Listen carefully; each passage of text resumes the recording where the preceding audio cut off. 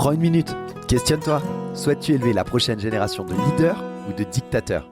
Je pense sincèrement que le futur se construit dès aujourd'hui, dans chaque mot que nous prononçons, dans chaque geste que nous faisons, mais surtout dans la manière dont nous élevons puis éduquons nos enfants.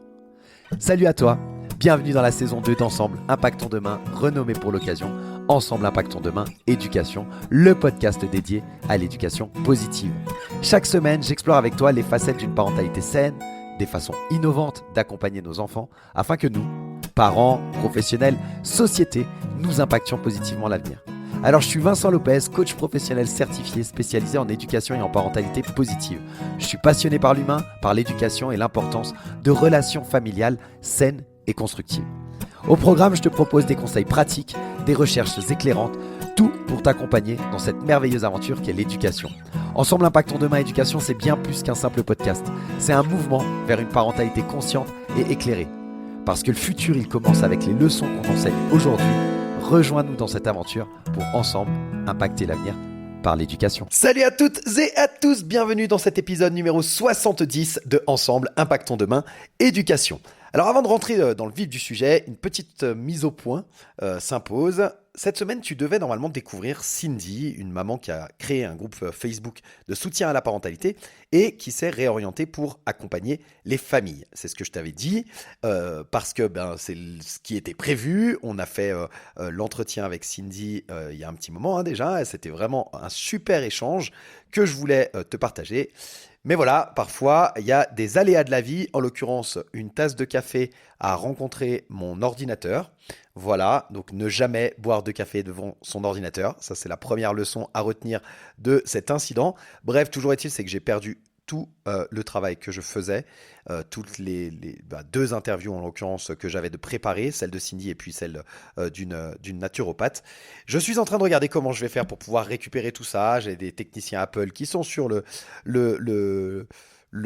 pont, je ne sais pas comment on dit, bref, qui sont en train de travailler dessus. Et donc aujourd'hui, c'est retour des épisodes en solo, en tout cas pour en tout cas 2 semaines, sans doute, je pense, jusqu'à même la rentrée de septembre, le temps de pouvoir tout réorganiser et reprendre tout ça. Mais je ne te laisse pas tomber, je suis là et je vais aujourd'hui aborder un sujet sensible, mais pourtant vraiment très très courant, le sentiment d'impuissance et de fatigue chez les parents. Tu te sens parfois peut-être épuisé, peut-être irritable, tu te demandes où est passé le bonheur de la parentalité, tout ça, tu vois, enfin bref, t'inquiète pas parce qu'en fait t'es pas tout seul. Tu n'es pas tout seul, tu n'es pas toute seule. On va parler de ces moments où tu te sens à bout de force, ou même après une nuit de sommeil, tu te réveilles fatigué, ce sentiment constant d'épuisement, c'est ce qu'on appelle la fatigue parentale. Et quand ça devient tellement intense que ça commence à affecter ta capacité à t'occuper de tes enfants ou à profiter de la vie quotidienne, alors à ce moment-là, on peut même parler de burn-out parental. C'est un terme qui existe réellement et je vais t'expliquer pourquoi tu te sens si fatigué, si irrité et on verra ensemble les raisons courantes derrière cette fatigue comme le manque de sommeil, la charge mentale, le déséquilibre vie pro, vie perso, la vie familiale, les attentes sociales et personnelles, etc., etc. On va discuter des conséquences sur ta santé mentale et physique et sur le bien-être de tes enfants.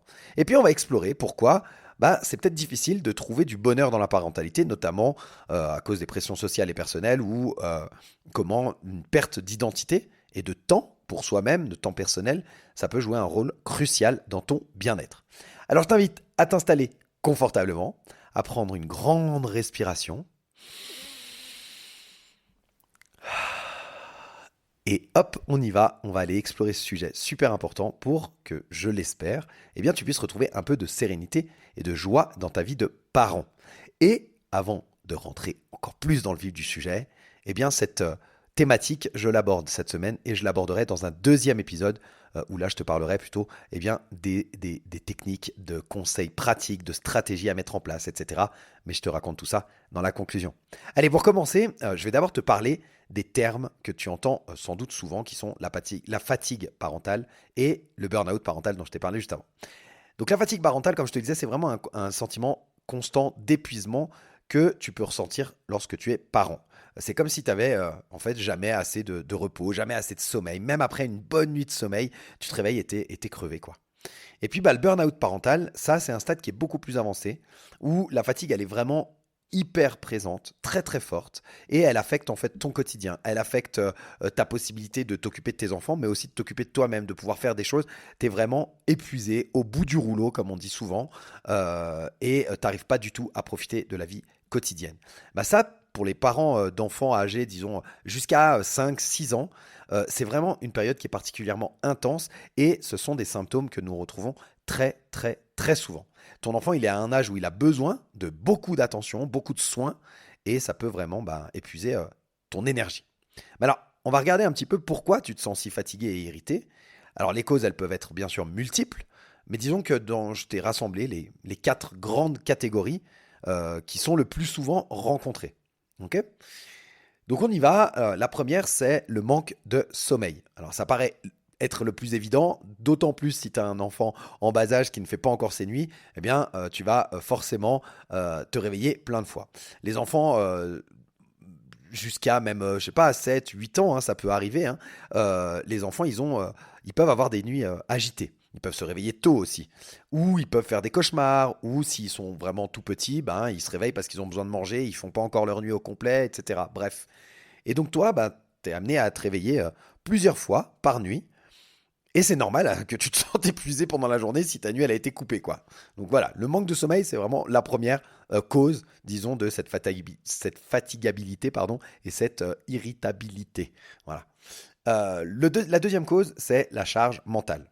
En tant que parent, tu vas gérer non seulement les tâches physiques comme, je sais pas, t'occuper de ton enfant, l'habiller, lui changer ses couches selon son âge, lui préparer les repas, les goûters pour l'école, bref, etc., etc. Mais aussi, tu gères plein d'autres choses qu'on peut appeler des détails mentaux, mais qui en fait prennent beaucoup de place. Je sais pas, planifier un rendez-vous chez le médecin, par exemple, organiser les vacances, organiser les activités des enfants en fonction de si tu en as un ou plusieurs et de l'âge qu'ils ont, etc., etc. Et tout ça, ça donne de la charge mentale. Le troisième point, c'est le déséquilibre entre la vie professionnelle et la vie familiale. Il y a beaucoup de parents qui doivent jongler entre leur travail et leurs responsabilités à la maison. Et donc, si tu as l'impression de jamais avoir de pause, c'est probablement parce que tu essayes de tout faire en même temps et que tu n'as pas assez de temps en fait pour tout faire. Et puis, la dernière chose, c'est ce que j'ai mis dans la catégorie, disons, attentes sociales et les attentes personnelles. En fait, les attentes que tu as de toi-même, mais aussi celles que la société, elle te renvoie tout le temps, ça peut être assez écrasant, ça peut être assez oppressant, et tu peux te sentir obligé d'être une sorte de parent parfait. Euh, Si jamais tu ne le savais pas encore, ça n'existe pas. Mais bon, voilà, tout ça, eh bien, ça ajoute une pression supplémentaire à ton quotidien.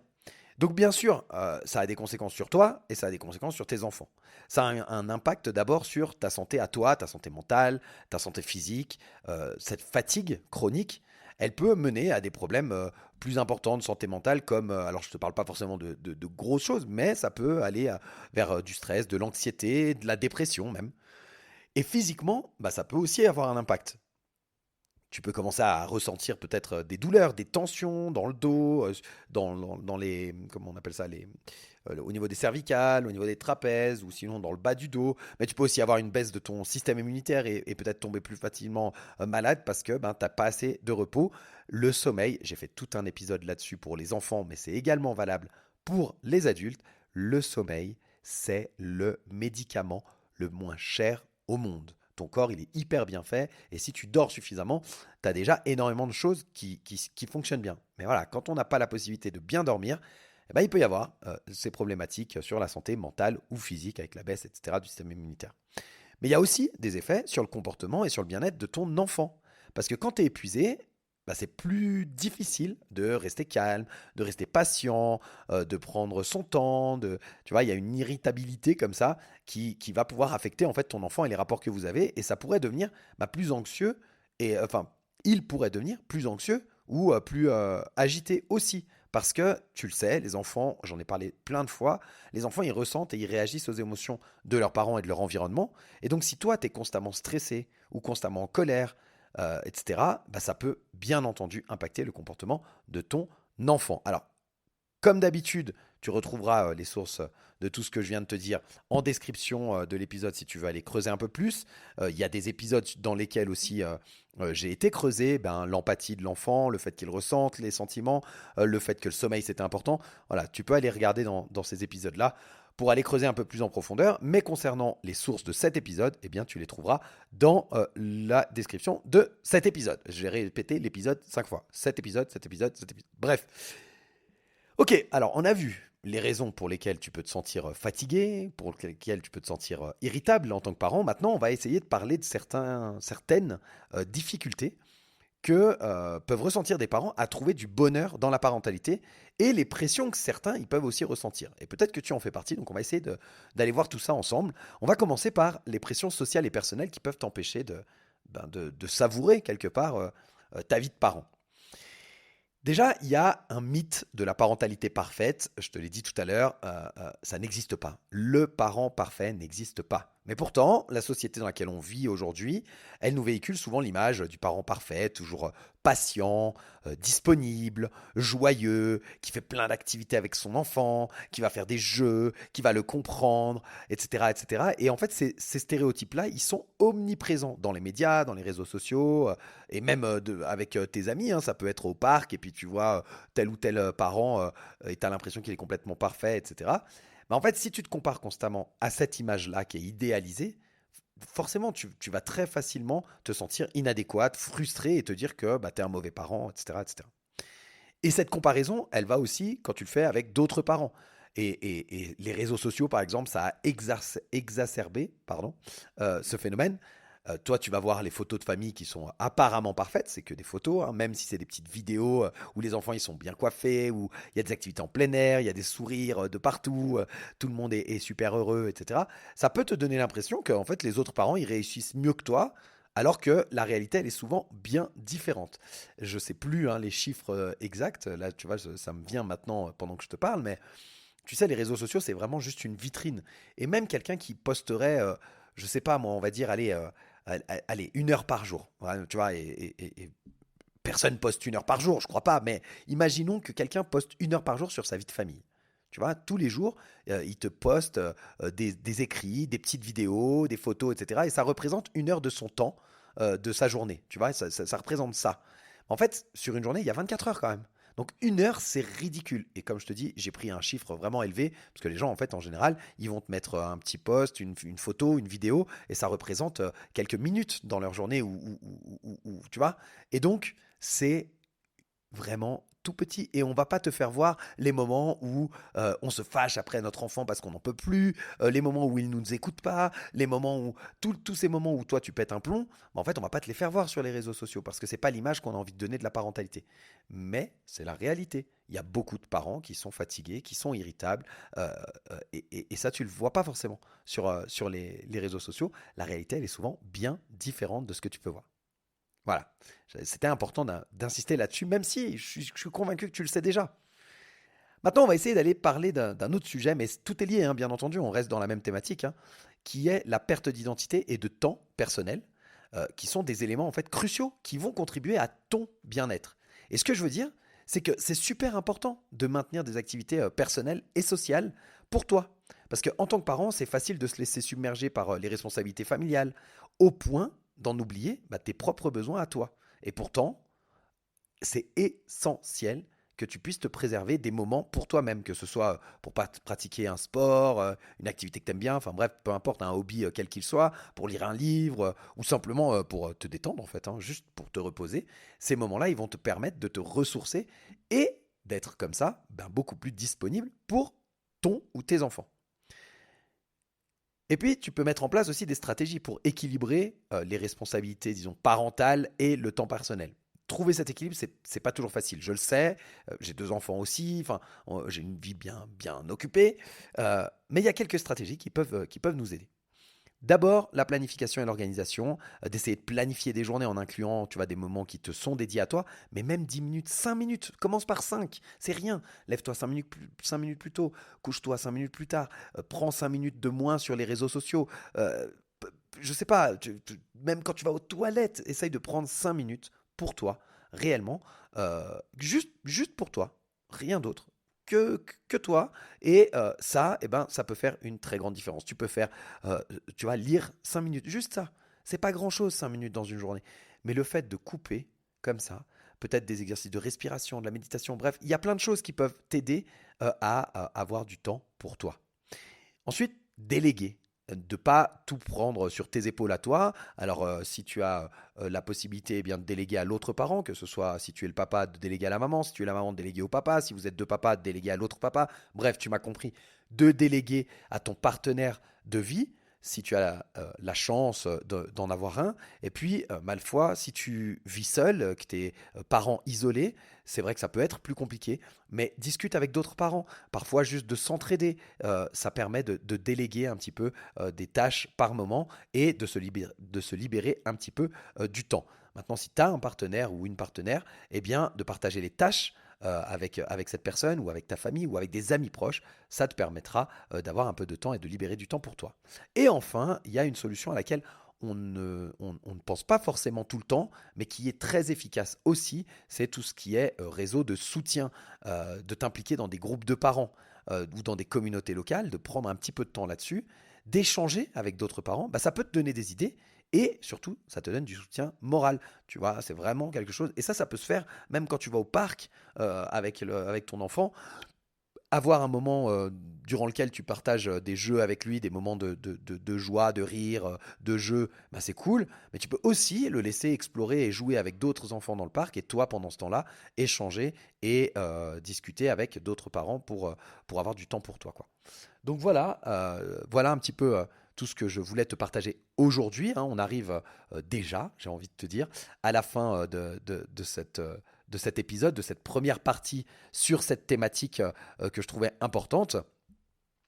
J'espère que tu te sens un petit peu plus léger après cette présentation, disons, sur cette fatigue parentale et sur le burn-out.